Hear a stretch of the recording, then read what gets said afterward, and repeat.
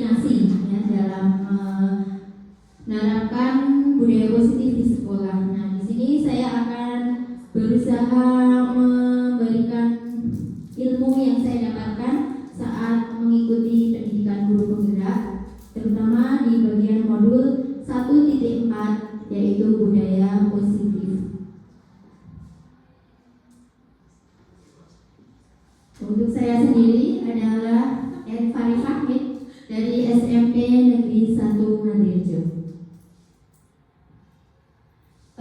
Konsep inti dari budaya positif ini ada 8. Yang pertama tentang perubahan paradigma belajar, 2 tentang disiplin positif, 3 nilai-nilai kebajikan, 4 kebutuhan dasar manusia, 5 motivasi perilaku manusia, 6 posisi kontrol guru, 7 keyakinan kelas, dan 8 segitiga restitusi. Yang pertama saya akan menjelaskan berkaitan dengan perubahan paradigma belajar. Mengapa sih paradigma belajar itu harus berubah? Mungkin Bapak Ibu sudah mengetahui ya yang tentang pembelajaran berdiferensiasi? Ya. Sudah. Oke. Jadi perubahan paradigma belajar itu diawali atau merupakan pembelajaran yang dirancang berdasarkan prinsip pembelajaran berdiferensiasi sehingga murid belajar sesuai dengan kebutuhannya berdasarkan tahap perkembangan sesuai teori psikologi modern untuk mewujudkan profil pelajar Pancasila. Masih ingat Bapak Ibu guru? Profil pelajar Pancasila ada berapa? Ada 6 apa 5? 6. Coba Bu Sari bisa menyebutkan mungkin apa saja? Bertakwa kepada Tuhan Yang Maha Esa, kemudian berkebinekaan global, mandiri, kreatif, terus bernalar kritis, yang terakhir gotong royong. Perubahan paradigma belajar ini memang ditujukan untuk mewujudkan murid yang memiliki profil pelajar Pancasila. Yang tadi jumlahnya ada 6, yaitu beriman kepada Tuhan Yang Maha Esa dan berakhlak mulia. Yang kedua berkebinekaan global, gotong royong, mandiri, kreatif, dan bernalar kritis.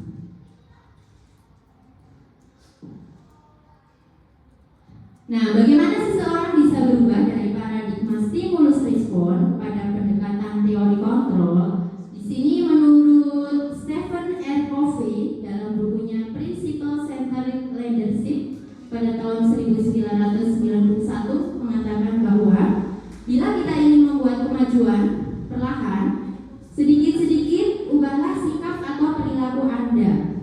Namun, bila kita ingin memperbaiki cara-cara utama kita, maka kita perlu mengubah kerangka acuan kita.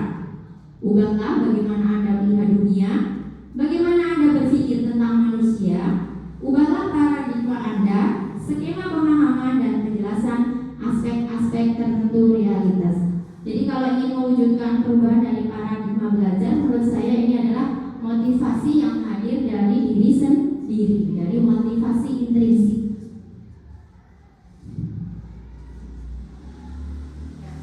Selanjutnya di sini masih ada miskonsepsi tentang teori kontrol dalam melakukan perubahan paradigma belajar, di mana ada 4 miskonsepsi, yaitu ilusi guru mengontrol murid. Kemudian ada ilusi bahwa semua penguatan positif, efektif, dan bermanfaat. Yang ketiga, ada ilusi bahwa kritik dan membuat rasa bersalah itu mampu menguatkan karakter. Dan yang keempat, ilusi bahwa orang dewasa berhak memaksa. Mungkin kita masih beranggapan seperti itu ya Bapak Ibu. Coba kita lihat satu persatu bahwa miskonsepsi ini tidak betul ya. Nah, dari sini Dr. William Deser dalam kontrol teori itu meluruskan beberapa miskonsepsi tentang mana kontrol sebagai awal perubahan dalam paradigma belajar.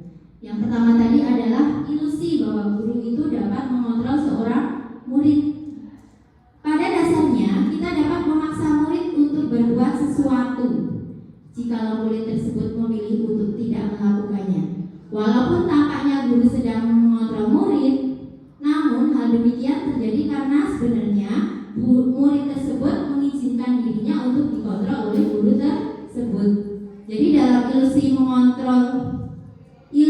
mengontrol murid ini menyatakan bahwa semua perilaku memiliki tujuan, bahkan perilaku yang tidak sesuai. Nah, kadang kita mengontrol murid, murid bisa saja berbuat salah, tapi kita tidak mengetahui tujuan murid kenapa dia berbuat salah seperti itu. Kemudian untuk miskonsepsi yang kedua, ilusi bahwa semua penguatan positif efektif dan bermanfaat. Di sini, penguatan positif atau bujukan adalah bentuk-bentuk kontrol segala usaha untuk mempengaruhi murid untuk mengurangi suatu perilaku tertentu. Kemungkinan murid tersebut akan menyadarinya dan mencoba untuk menolak bujukan kita, atau bisa jadi murid tersebut menjadi ketergantungan pada pendapat sang guru untuk berusaha. Jadi kalau kita samakan dengan posisi kontrol seorang guru, di ilusi nomor 2 ini lebih cenderung ke posisi teman, ya. Kemudian untuk miskonsepsi yang ketiga yaitu ilusi bahwa kritik dan membuat orang merasa bersalah itu akan dapat memperkuat karakter. Menggunakan kritik dan rasa bersalah untuk mengontrol murid menuju pada identitas gagal. Mereka belajar untuk merasa buruk tentang diri mereka. Jadi seolah-olah merasa bersalah terus gitu. Ini miskonsepsi dari poin yang ketiga. Dan yang keempat, ilusi bahwa orang dewasa itu memiliki hak untuk memaksa. Banyak orang dewasa yang percaya bahwa mereka memiliki tanggung jawab untuk membuat murid-murid berbuat hal-hal tertentu. Perilaku memaksa ini tidak akan efektif dalam jangka waktu yang panjang, malah akan menjadi sebuah hubungan permusuhan yang terbentuk. Bahkan ada pengalaman sampai anak itu masih ingat di masa-masa SMP atau masa-masa SMA, dia ingat dengan perlakuan seorang guru. Jadi malah menimbulkan rasa dendam pada si anak itu.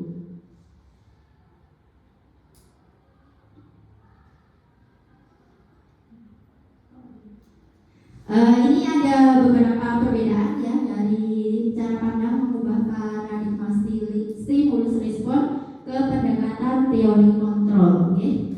Yang pertama untuk stimulus respon sendiri bahwa menganggap kebutuhan kita itu sama. Padahal menurut teori kontrol kebutuhan kita itu adalah berbeda. Untuk yang kedua, semua orang melihat hal yang sama. Menurut teori kontrol, setiap orang memiliki gambaran yang berbeda. Yang ketiga, menurut stimulus respon, kita mencoba mengubah orang agar berpandangan sama dengan kita. Tapi kalau menurut teori kontrol, kita harus berusaha memahami pandangan orang lain tentang dunia. Jadi perbedaan pendapat itu sangat wajar. Kemudian stimulus respon mengarahkan perilaku buruk dilihat sebagai suatu kesalahan.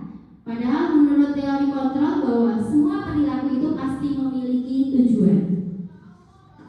Lanjut, untuk orang lain bisa mengontrol saya, namun menurut teori kontrol hanya Anda yang akan bisa mengontrol diri sendiri. Lanjut, untuk saya bisa mengontrol orang lain. Menurut teori kontrol, Anda tidak bisa mengontrol orang lain. Pemaksaan ada pada saat bujukan gagal. Nah, menurut teori kontrol bukan paksaan, tapi sebaiknya melakukan kolaborasi dengan menciptakan pilihan-pilihan baru. Kemudian dalam stimulus respon juga ada anggapan bahwa mode berpikir menang atau kalah itu pas, tapi menurut teori kontrol ternyata tidak tepat ya, karena model berpikirnya harus menang, menang, dan menang. Selanjutnya berkaitan dengan materi disiplin positif ya. Jadi disiplin positif itu apa Bapak Ibu? Pendekatan untuk menyadarkan atau membentuk murid ke arah motivasi motivasi intrinsik. Ya betul sekali ya, menurut Bu Ika ya, dalam disiplin positif itu pendekatan untuk menerapkan disiplin dari dalam diri sendiri. Jadi murid melakukannya bukan karena hukuman atau karena paksaan ya, atau bahkan karena hadiah. Nah, tujuan disiplin positif itu untuk apa?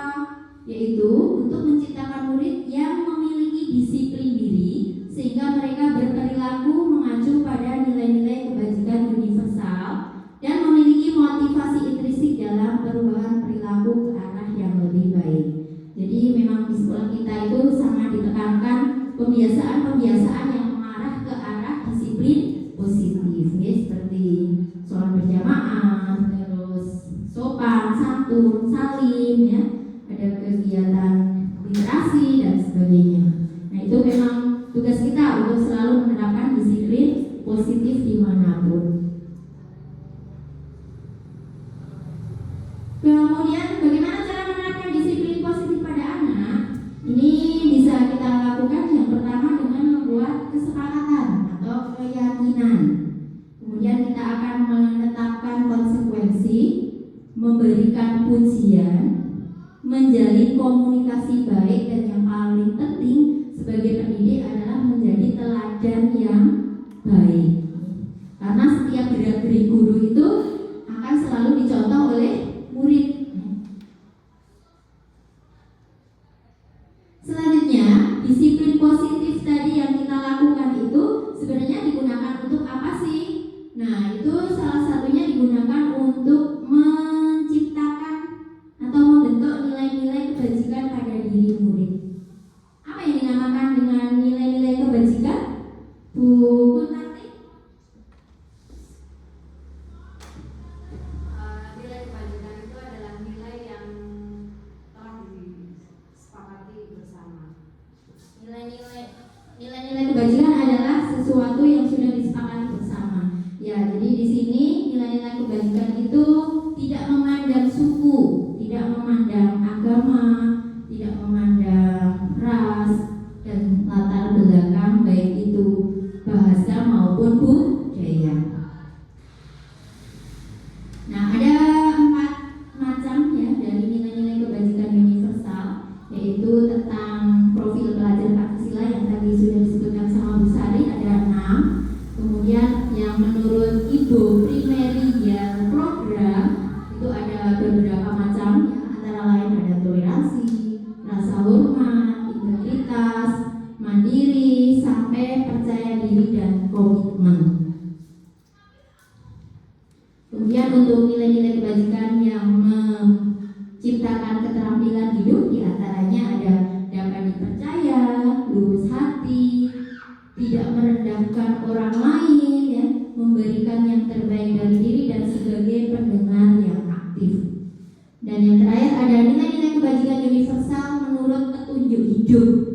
Nah, itu salah satunya peduli ya, penalaran, bekerja sama, memiliki rasa humor, berinisiatif, bahkan persahabatan dan tanggung jawab. Itu yang nanti akan terbentuk dari nilai-nilai kebajikan yang dilakukan dengan disiplin positif tadi.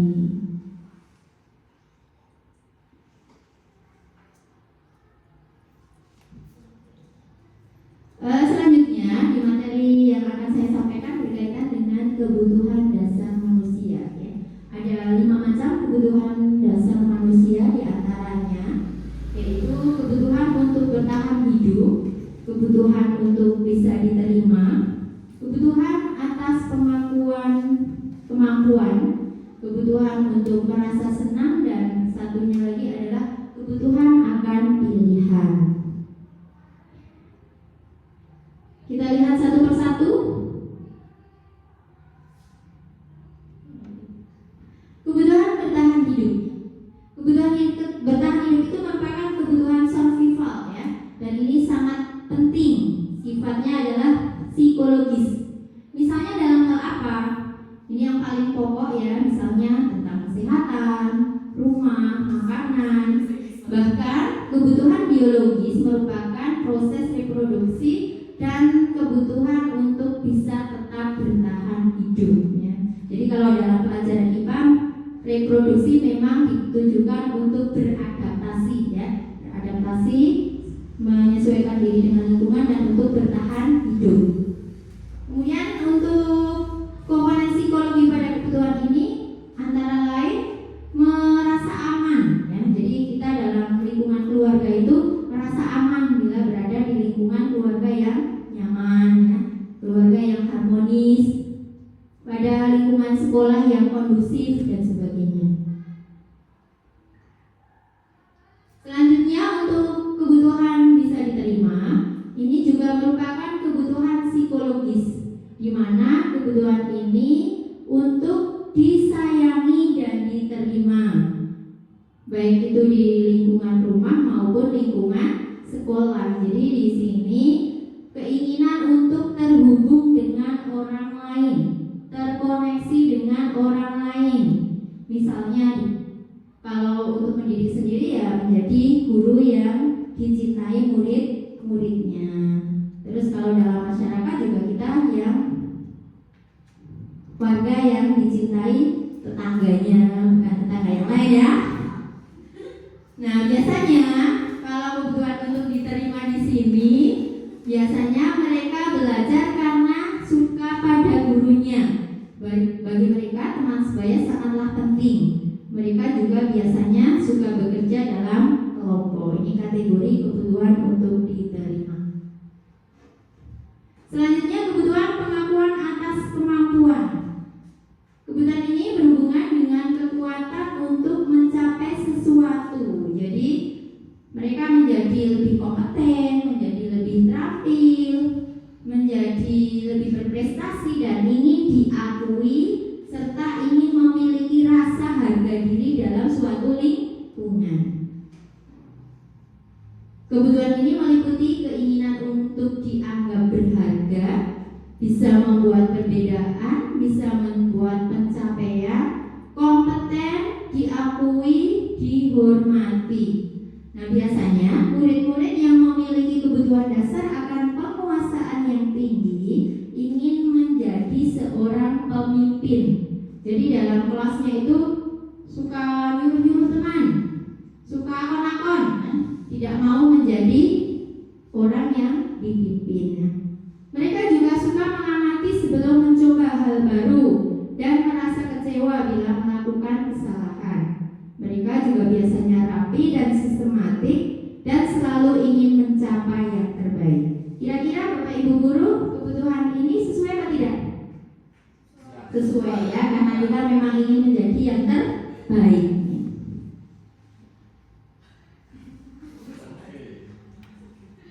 Selanjutnya kebutuhan akan pilihan. Nah, pilihan ini berarti si murid ini ingin mendapatkan suatu kebebasan ya. Kebutuhan akan kemandirian, otonomi, pilihan, dan mampu mengendalikan arah hidup seseorang. Anak-anak dengan kebutuhan kebebasan yang tinggi menginginkan pilihan. Mereka perlu banyak bergerak, suka mencoba-coba, dan tidak terlalu berpengaruh orang lain, dan senang mencoba hal baru dan menarik. Ini anak-anak yang mandiri ya.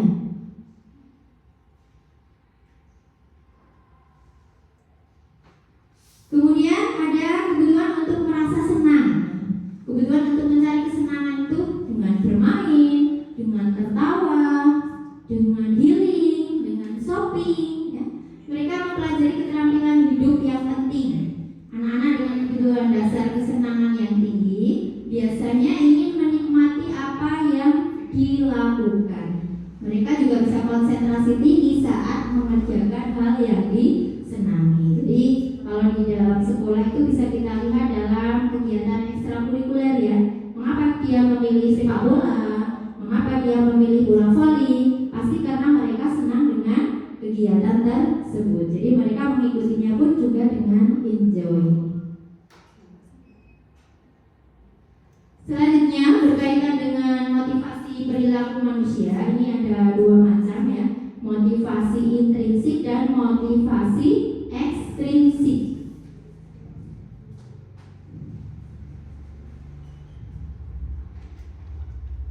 Oleh Diana Gonson yang motivasi eksternal itu biasanya yang untuk menghindari ketidaknyamanan atau untuk menghindari hukuman. Nah, ini merupakan tingkat terendah dari motivasi perilaku manusia. Menghindari permasalahan yang mungkin muncul dan berpengaruh pada mereka secara fisik, psikologis maupun tidak terpenuhinya kebutuhan mereka. Untuk yang kedua, yang bersifat eksternal itu biasanya dilakukan karena untuk mendapatkan imbalan atau penghargaan. Jadi orang berperilaku untuk mendapatkan imbalan atau penghargaan dari orang lain. Orang melakukan sebuah tindakan untuk mendapatkan pujian dan pengakuan dari orang lain.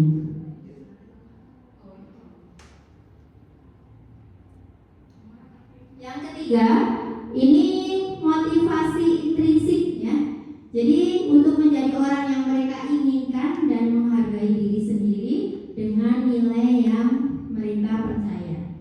Dalam motivasi ini, mereka melakukan sesuatu karena nilai-nilai yang mereka yakini dan dihargai. Jadi dalam melakukan sesuatu hal ya bukan karena paksaan atau bukan karena ada orang lain untuk dipuji dan untuk diberi imbalan, itu bukan.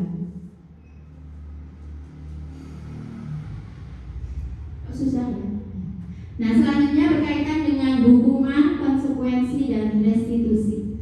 Apa sih yang membedakan antara hukuman, konsekuensi, dan restitusi itu, Bapak Ibu? Hukuman itu tidak diberitahu sebelumnya. Hukuman itu tidak kalau hukuman itu tidak diberitahu sebelumnya. Bahkan kalau kita memberikan hukuman kadang tidak sesuai ya. Misalnya si anak ulangan mendapatkan nilai 4. Masa hukumannya kalau melayu-layu di lapangan, nah itu kan sebenarnya tidak sesuai ya. Nah, hukuman ini terbentuk karena tindakan terhadap suatu pelanggaran ya. Jadi bersifat fisik biasanya dilakukannya. Kemudian kalau restitusi itu menurut Gosen 2004 adalah proses menciptakan kondisi bagi murid untuk memperbaiki kesalahan mereka sehingga mereka bisa kembali pada kelompok mereka dengan karakter yang lebih kuat. Jadi nanti sangat berbeda antara hukuman dan restitusi. Ada perbedaan antara hukuman, konsekuensi, dan restitusi. Salah satunya untuk hukuman itu merupakan identitas yang gagal. Tapi kalau konsekuensi dan restitusi merupakan identitas yang sukses. Misalnya ketika melakukan hukuman itu dapat menyakitkan orang yang dihukum, kemudian merasa tidak nyaman bahkan dalam waktu yang panjang. Kemudian ada yang menjadi korban bahkan sampai meminta keadilan juga ada. Kalau konsekuensi dan restitusi itu lebih mengarah ke lebih baik ya, ke sikap yang lebih baik nih. Perbedaannya di sini walaupun sama-sama identitas sukses adalah sesuatu harus terjadi pada konsekuensi, sedangkan pada restitusi merupakan pilihan. Pada konsekuensi tidak nyaman untuk murid dalam waktu yang pendek. Kemudian murid juga dibuat tidak nyaman. Sedangkan pada restitusi itu dikuatkan untuk dalam waktu yang lama. Korban mendapatkan ganti dan kadang murid malah mendapatkan penguatan. Jadi motivasi intrinsiknya itu sudah mulai terbentuk.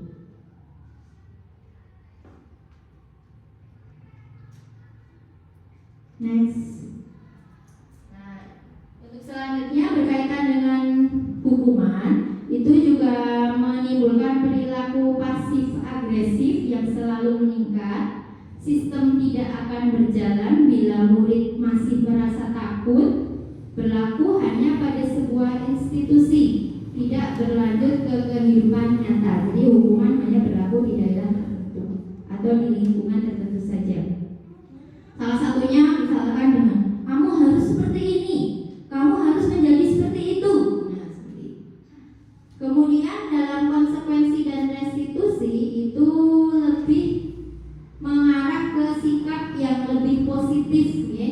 Jadi dalam konsekuensi itu biasanya perlu monitoring dan supervisi yang terus-menerus dari guru. Nah ini kalau yang sudah dilakukan di guru BK ya, biasanya ada pemantauan ya Bu Ika?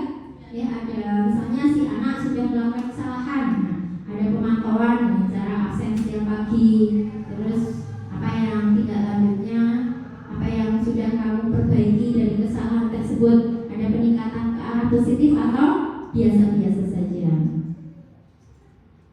Kalau dalam restitusi itu pemecahan masalahnya lebih diarahkan dalam waktu yang panjang. Jadi tujuannya tadi untuk membentuk motivasi intrisi dari dalam diri murid. Kemudian untuk hukuman ini sifatnya negatif ya, konsekuensi sifatnya netral dan restitusi lebih bersifat positif. Modenya dalam hukuman itu adalah paksaan, kalau konsekuensi itu lebih ke stimulus respon dan restitusi lebih ke arah teori kontrol. Jadi kalau untuk bisa membedakan antara hukuman, konsekuensi dan restitusi bisa dilihat di sini ya. Ada 3 ya di sini. Hukuman bersifat tidak terencana, hukuman bersifat satu arah, dan berupa hukuman fisik maupun psikis. Sedangkan konsekuensi itu sudah terencana dan sudah disepakati oleh murid. Bentuk konsekuensinya bisa jadi dari pihak guru atau sudah dari pihak sekolah. Tetapi dari konsekuensi ini murid dibuat tidak nyaman dalam waktu pendek karena selalu dimonitoring oleh gurunya. Sedangkan restitusi itu menciptakan kondisi bagi murid untuk selalu memperbaiki kesalahan. Jadi murid itu diajak berkolaboratif untuk menyelesaikan masalah yang dihadapinya dengan sendiri. Jadi restitusi ini sangat pas jika kita memposisikan posisi kontrol itu sebagai manajer. Selanjutnya biar agak refresh sedikit ya, Bapak Ibu mohon refresh sejenak, ada ice breaking sedikit. Ice breakingnya kira-kira apa? Mau tepuk tangan? Ya. Kita lihat dulu ya. Jagoan SMP Negeri 1 Ngadarjo. Spensa hijau. Spensa hijau. Bocah. Gurunya.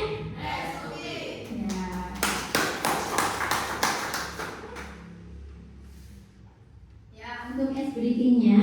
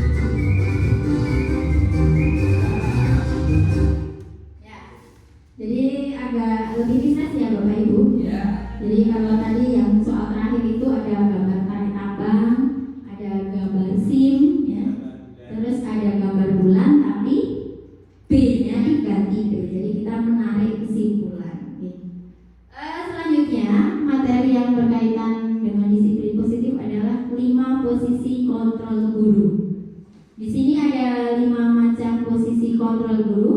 Yang pertama sebagai penghukum, yang kedua sebagai pembuat rasa bersalah, yang ketiga adalah posisi teman, yang keempat pemantau, dan kelima manajer. Untuk penghukum, nah di sini penghukum itu biasanya cenderung ke arah fisik, ya.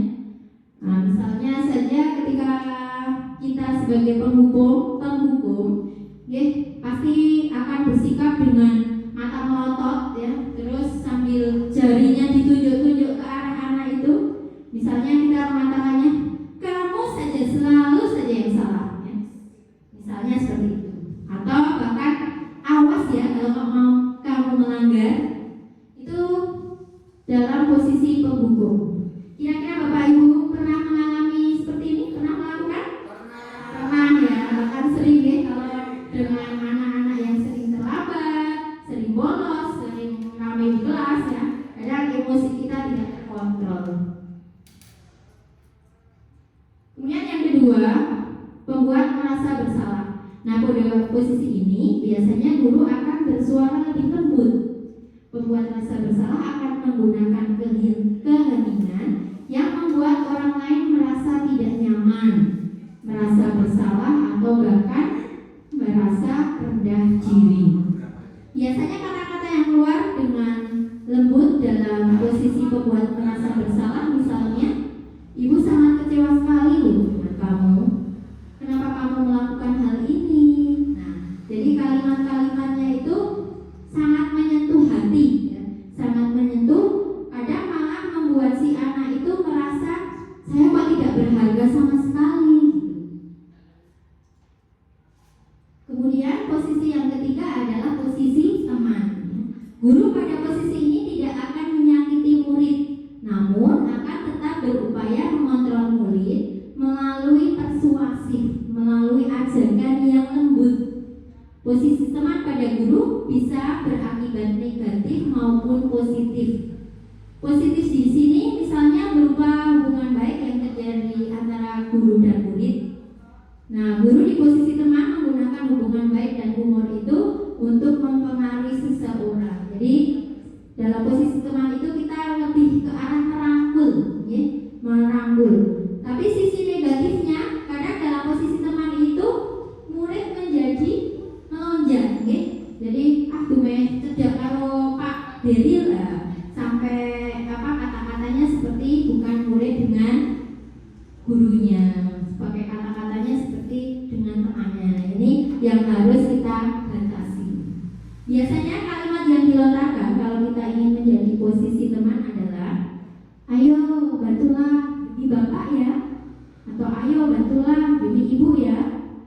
Ya sudah, kali ini tidak apa-apa, ibu bantu bereskan ya. Jadi kalau posisi teman itu kadang kalau saya sendiri melakukannya di rumah juga bisa ya. Misalnya mengajak anak yang nomor 1 itu untuk membersihkan kamarnya. Nah, itu diajak dengan kalimat-kalimat yang lembut dan santun. Selanjutnya, posisi sebagai pemantau. Pemantau artinya mengawasi. Pada saat kita mengawasi, kita bertanggung jawab atas perilaku orang-orang yang kita awasi. Posisi pemantau berdasarkan pada peraturan dan konsekuensi. Jadi kadang kita menggunakan sanksi dan dapat memisahkan hubungan pribadi kita dengan murid. Dalam posisi pemantau ini, seorang akan menjalankan posisi pemantau dengan menanyakan misalnya, peraturannya apa? Apa yang telah kamu lakukan? Jadi kalau kita bersikap sebagai pemantau ya kita harus profesional. Misalnya anak kita menjadi murid, nah anak kita benar-benar salah ya kita harus bertindak sebagai pemantau, ya. Jadi ini berdasarkan posisi pemantau. Yang terakhir, posisi guru adalah sebagai manajer, di mana guru berbuat sesuatu bersama dengan murid, mempersilahkan murid mempertanggungjawabkan perilakunya, mendukung murid agar dapat menemukan solusi atas permasalahannya sendiri. Jadi dalam posisi manajer itu biasanya kita lebih bersikap sebagai posisi teman dan pemantau. Oke. Namun ketika pada saat penanganan masalah atau restitusi posisi manajer tidak dapat digunakan, maka kita kembali lagi ke posisi pemantau dan teman. Apa sih sebenarnya posisi manajer itu? Ada yang bisa menambahkan mungkin? Kalau menurut pendapat saya, manajer itu di mana guru itu mampu menumbuhkan kesadaran dalam diri siswa. Jadi siswa itu ketika melakukan kesalahan sadar bahwa dia itu salah, terus melakukan upaya-upaya perbaikan, dan jelas itu dibantu kita sebagai pendidik. Seperti itu, Bu. Baik ya, kalau Bu Ika pengalamannya lebih banyak sekali karena memang beliau sebagai guru BK pasti sering melakukan posisi guru itu sebagai manajer. Jadi tujuan posisi manajer itu sebenarnya adalah memfasilitasi anak untuk bisa bertanggung jawab, untuk bisa mandiri dalam menyelesaikan persoalannya sendiri. Nah, untuk posisi manajer ini biasanya kita akan mengembalikan keyakinan kelas yang sudah disepakati, misalnya dengan apa yang sudah kita yakini, apa rencana kamu untuk memperbaiki masalah ini, seperti itu, oke? Untuk tugas seorang manajer bukan hanya mengatur perilaku seseorang, tapi lebih membimbing murid untuk menjadi manajer sendiri. Jadi dalam posisi manajer ini malah kita itu mengembalikan murid ke kelompoknya, bukan malah menghilangkan dari kelompoknya. Dalam arti penerapan disiplin sehari-hari, kita akan kembali ke posisi teman atau pemantau. Oke? Ketika murid itu saat diajak berdiskusi tentang restitusi belum siap. Oke? Tapi sebenarnya tujuan dari 5 posisi kontrol guru itu adalah mengajak murid ke posisi manajer, di mana murid dapat menjadi pribadi yang mandiri, merdeka, bertanggung jawab atas perilaku dan sikapnya, yang pada akhirnya dapat tercipta lingkungan yang nyaman, lingkungan yang aman, dan lingkungan yang positif.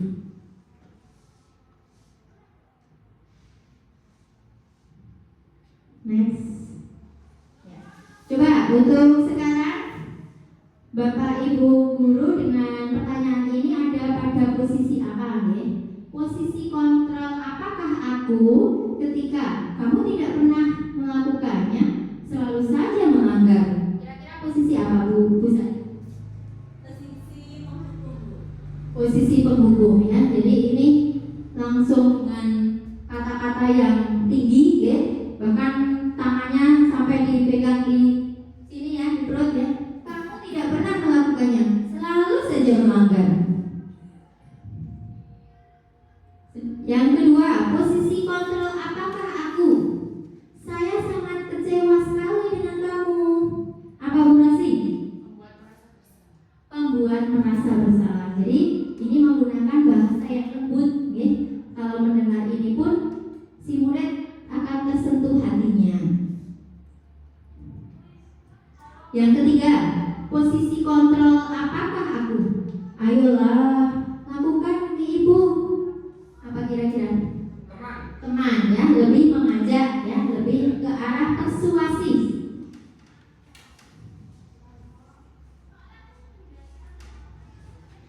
Kok susah ya? Ya, yang keempat, posisi kontrol apakah aku?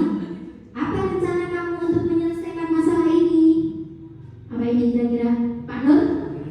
Manajer ya. Jadi ini anak diminta untuk membuat rencana dalam penyelesaian suatu masalah. Selanjutnya ini berkaitan dengan keyakinan sekolah atau keyakinan kelas. Apa sih sebenarnya keyakinan sekolah atau kelas? Yaitu nilai-nilai kebajikan universal yang disepakati secara tersirat dan tersurat, lepas dari latar belakang suku, negara, bahasa maupun agama.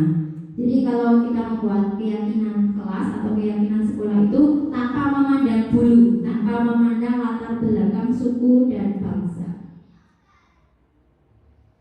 Kenapa sih?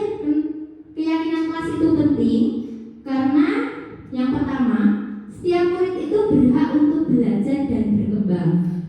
Kemudian dalam kesalahan murid itu akan menjadi kesempatan dalam belajar mereka.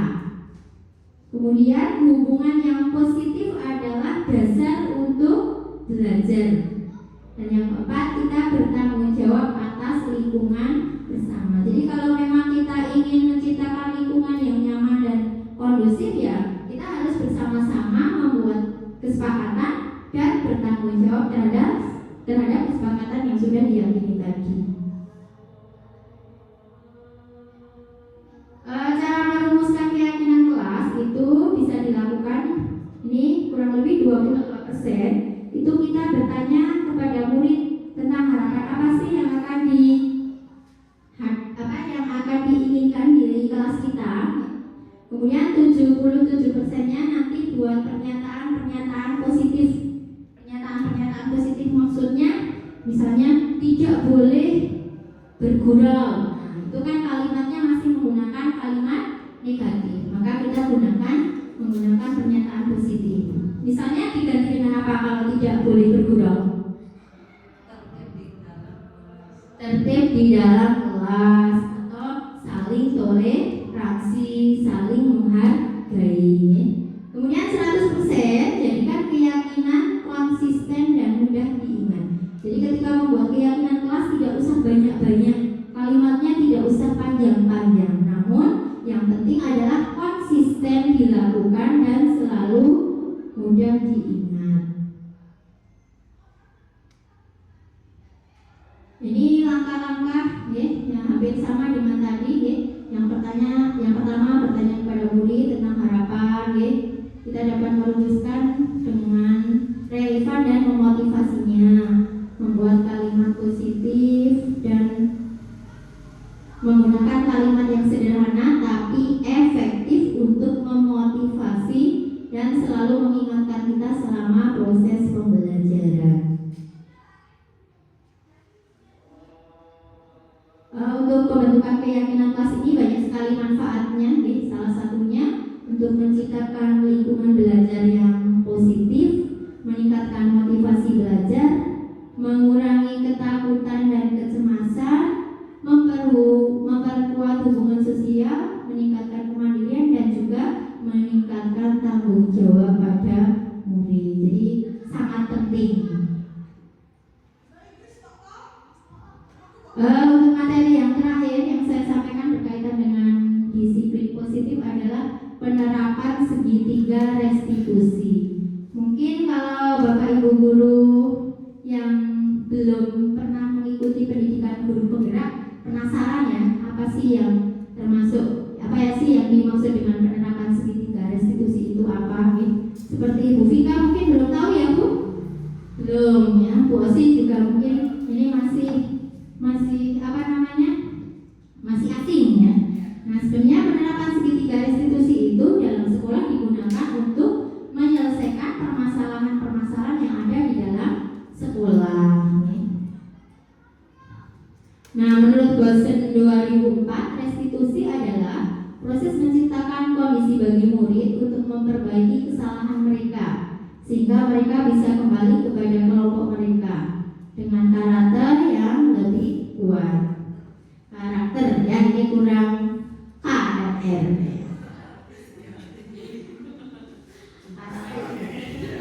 Dalam menerapkan segitiga restitusi ada 3 langkah Bapak Ibu. Yang pertama menstabilkan identitas, yang kedua validasi tindakan yang salah, yang ketiga menanyakan keyakinan. Dalam tahap 1 menstabilkan identitas itu nanti seorang guru harus bisa masuk ke lingkungan permasalahannya terlebih dahulu. Misalnya ketika memanggil anak untuk penyelesaian masalah ini menggunakan kata-kata kamu bukan satu-satunya yang pernah melakukan ini, ibu juga pernah melakukan ini.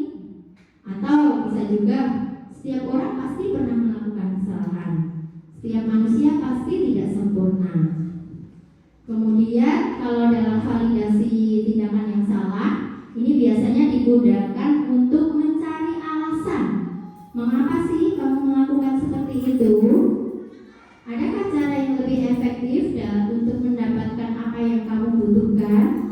Nah, di sini kita mengorek sebanyak-banyaknya alasan si murid itu melakukan kesalahan, karena tadi sudah dijelaskan di awal bahwa tindakan yang buruk pun pasti ada tujuan. Kemudian yang ketiga itu kita menanyakan keyakinan, ya. Nanti menanyakan keyakinan itu dengan mengingatkan dengan keyakinan yang pernah disepakati. Misalnya nilai-nilai apa yang telah kita sepakati? Kamu akan menjadi seperti apa? Nah, masih banyak sekali pertanyaan-pertanyaan yang mengarah ke arah keyakinan. Nah, sedikit Bapak Ibu berkaitan dengan disiplin positif yang sudah saya sampaikan tadi, saya juga pernah melakukan, ya, bagi praktik baik, ya, pernah melakukannya di kelas, yaitu kegiatan dalam penerapan restitusi dan pembuatan keyakinan kelas.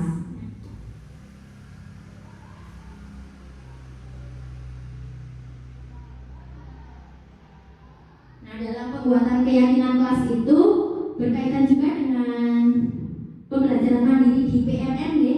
Jadi kemarin saya sudah menyelesaikan tahapan modul dari PMM, kemudian dari situ ada aksi nyata jika kita ingin mendapatkan sertifikat dari materi disiplin positif. Nah, saya membuat aksi nyata pas banget dengan ajaran baru di sekolah kita. Saya menerapkannya di kelas 9B. Kebetulan di kelas 9B adalah wali kelasnya saya. Jadi saya mendokumentasikan kegiatan ini dan saya upload di PMM.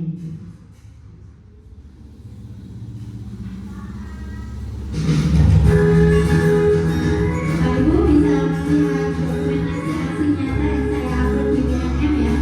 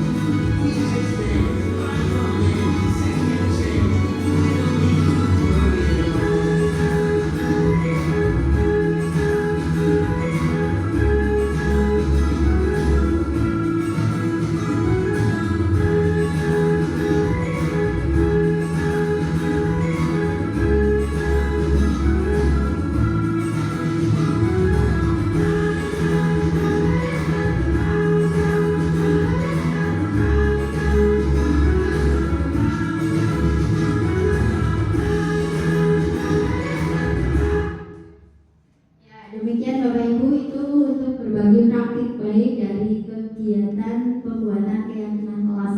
Jadi ini menurut saya sangat penting sekali untuk dilakukan oleh Bapak Ibu guru ya, apalagi ketika penilaian kinerja seorang guru itu harus mendapatkan berbagai macam sertifikat ya, salah satunya bisa menggunakan ini. Nah Bapak Ibu guru kan sudah melakukan ya, atau ada yang belum, nanti bisa mengadopsi bagaimana cara dalam pembuatan langkah-langkah keyakinan kelas.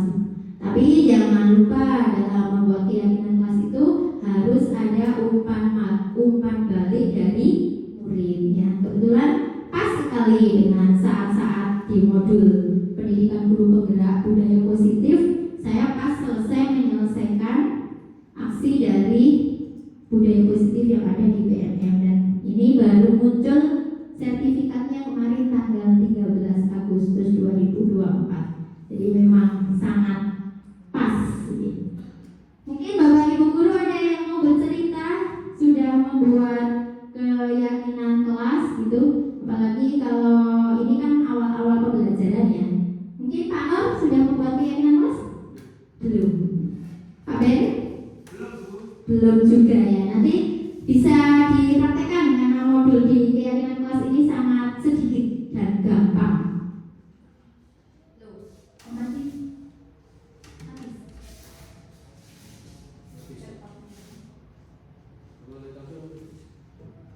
Oke, selanjutnya saya akan juga berbagi berkaitan dengan kegiatan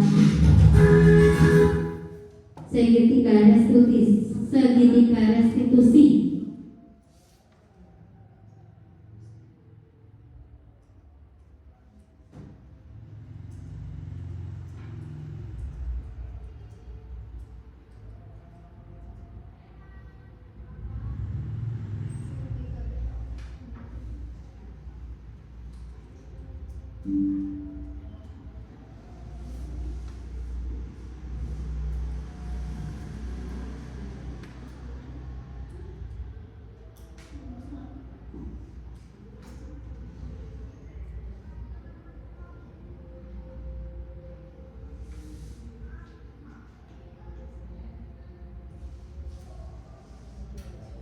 Untuk kegiatan segitiga restitusi yang sudah saya buat, itu juga saya sudah mendokumentasikan dalam bentuk video Bapak Ibu. Mungkin bisa dipresani juga.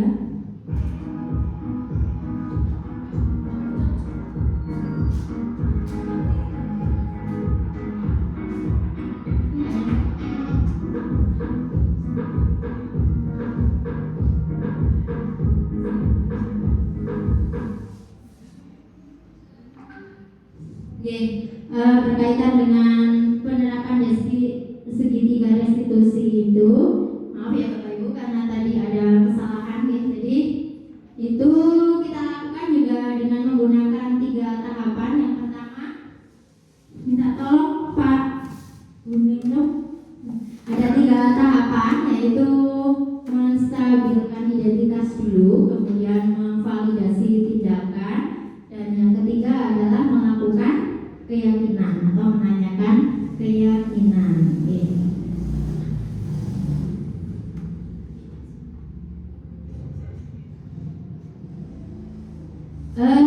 Baik, sambil menunggu Bapak Ibu untuk penerapan segitiga restitusi, mungkin Bapak Ibu juga sudah pernah melakukan ya. Namun saya juga mengetahui bahwa penerapan segitiga restitusi ada tahapannya itu juga dalam pendidikan guru penggerak ini. Kalau dulu hanya langsung menanyakan ke anak, kenapa sih kamu berbuat seperti itu, tanpa melakukan tahap-tahap yang pertama. Jadi biasanya langsung menanyakan ke alasan, kemudian untuk selanjutnya mengarahkan anak tersebut untuk mencari solusi dari masalah tersebut. Seperti itu Bapak Ibu, ada tambahan mungkin dari Bapak Ibu yang lain berkaitan dengan pengalaman yang tentang penerapan segitiga restitusi?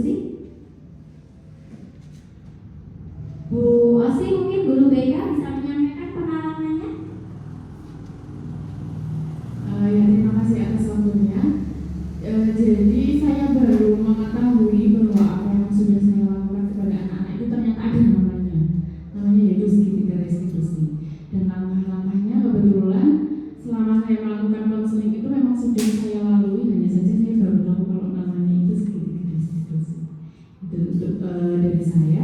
Kemudian boleh langsung buka saja pertanyaan. Langsung bertanya.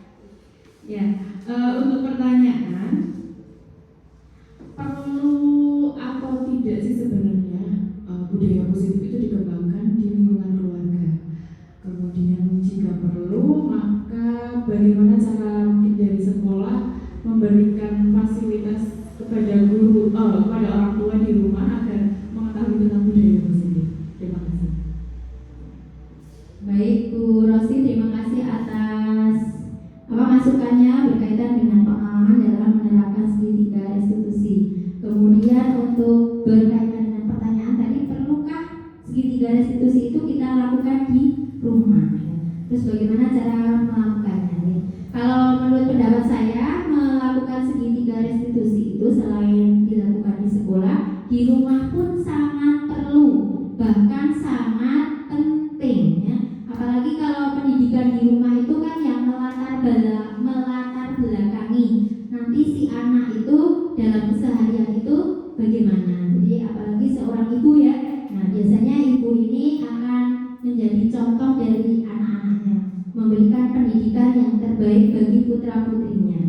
Terus kalau misalnya ditanya bagaimana cara kita menyampaikan ke orang tua, karena menurut kita bahwa restitusi itu perlu dilakukan di rumah ya, karena semua orang tua kan tidak dari latar belakang guru ya. Kalau dari latar belakang guru mungkin bisa, tapi kalau dari yang latar belakangnya petani, pedagang ya, bahkan yang sama sekali tidak mengenal bangku sekolah itu tidak tahu. Nah, bagaimana cara kita memberikan pengertian bahwa segitiga restitusi itu penting dilakukan di rumah ya? Kita adakan sosialisasi ya. Jadi kita seperti bisa melakukan kegiatan parenting ya. Kegiatan parenting di mana kegiatan parenting itu akan mensosialisasikan pentingnya dari restitusi ini, dan restitusi merupakan langkah dalam melakukan atau membangun program sekolah ya, atau melakukan program-program sekolah yang sudah direncanakan. Jadi kalau dari parenting ini orang tua sudah diberikan pengertian ya, dan orang tuanya adalah orang tua yang masa kini ya, artinya masa kini itu yang bisa mendukung kegiatan anaknya ya, pasti akan bisa tersampaikan. Jadi kalau orang tua sudah oke, sekolah bisa memfasilitasi, ini insya Allah akan tercipta dari murid yang memiliki profil belajar Pancasila seperti yang dicita-citakan dalam kurikulum Merdeka ini. Seperti itu Bu Rosi. Atau mungkin Bapak Ibu yang lain mau menambahkan? Jadi ini sedikit pengalaman saya Bapak Ibu berkaitan dengan penerapan segitiga restitusi ya. Ada langkah-langkahnya saya tuliskan di sini biar lebih gampang dalam memahaminya.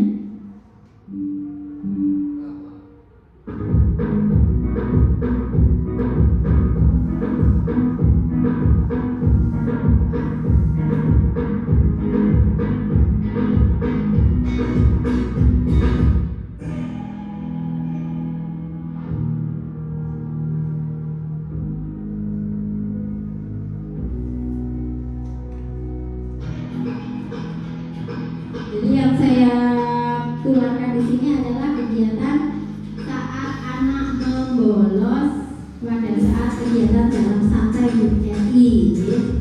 Ini memang anaknya namanya Egi ya, saya tulis Egi.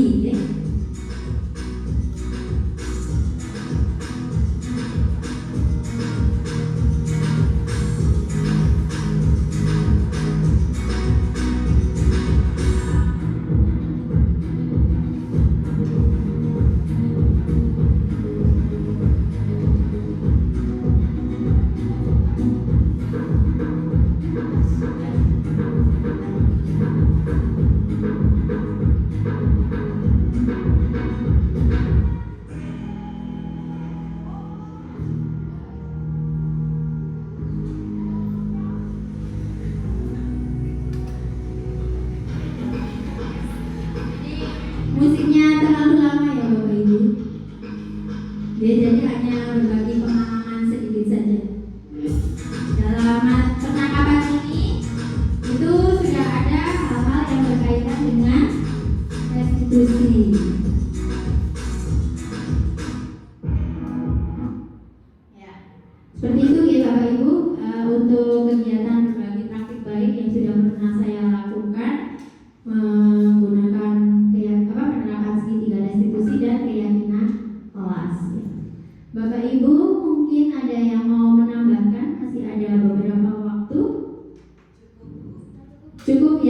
Terima kasih sekali. Sebelum kita tutup pertemuan hari ini, saya akan memberikan kesimpulan berkaitan dengan kegiatan diseminasi pada siang hari ini, yaitu jadi dalam menerapkan budaya positif, hendaknya guru itu memiliki kompetensi kepribadian, profesional, dan sosial yang baik agar dapat menerapkan posisi kontrol sebagai manajer. Jadi menurut filosofi Ki Hajar Dewantoro bahwa seorang guru itu sebaiknya menjadi among. Among itu seperti apa? Yaitu among yang dapat menuntun murid-muridnya menjadi insan yang mandiri, merdeka, bertanggung jawab, dan memiliki karakter sesuai profil pelajar Pancasila. Yang terakhir dalam sesi ini, izinkanlah saya menutup dengan sebuah pantun ya Bapak Ibu. Biru laut seperti kolam, ikan paus pandai menyelam. Dari lubuk hati yang paling dalam, saya tutup presentasi dengan salam. Terima kasih sekali Bapak Ibu waktunya. Semoga dengan pertemuan ini ada pengibasan yang lebih baik nih, yang nanti bisa Bapak Ibu terapkan di sekolah, yang nantinya akan bisa memajukan sekolah kita, khususnya di SMP Negeri 1 Madojo. Kita yel-yel terlebih dahulu sebelum pulang Bapak Ibu. Spensa Ijo, Spensa Ijo, Bote, Gurune. Wassalamualaikum warahmatullahi wabarakatuh. Dari akan sugeng tindak, dari akan sugeng kundur.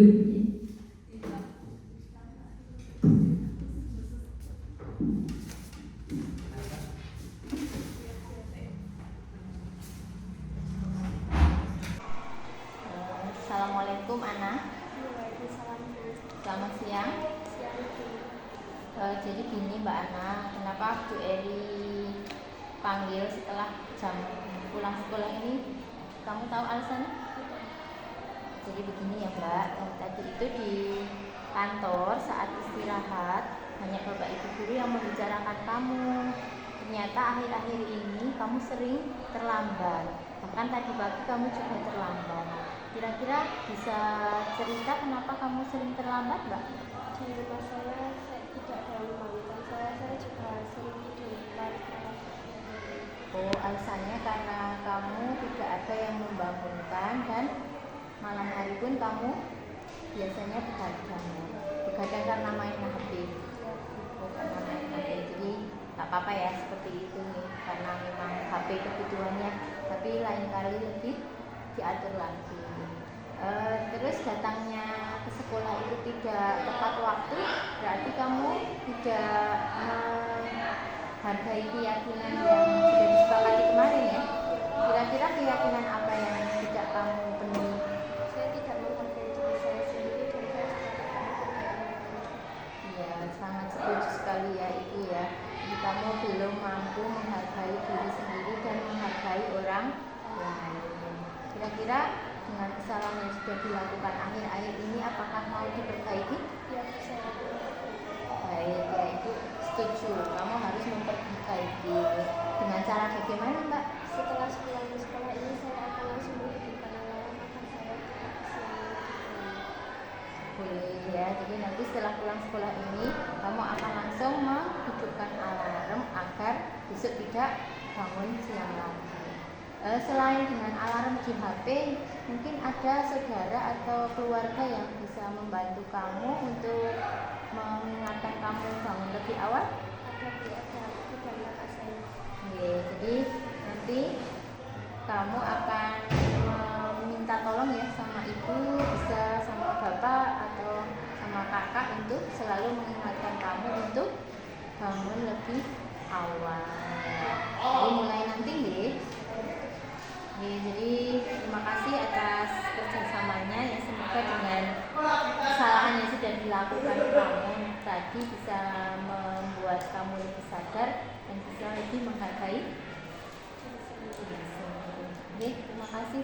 Silakan boleh pulang. Hati-hati ya. Terima kasih kepada Bu Eri yang tadi telah menyampaikan pemaparan tentang budaya positif, sangat bermanfaat sekali, menambah pemahaman saya bahwa bagaimana saya seharusnya sebagai guru itu mampu memfasilitasi semua kebutuhan murid dengan berbagai pendekatan, salah satunya itu dengan pendekatan segitiga restitusi. Terima kasih, semangat Bu Eri.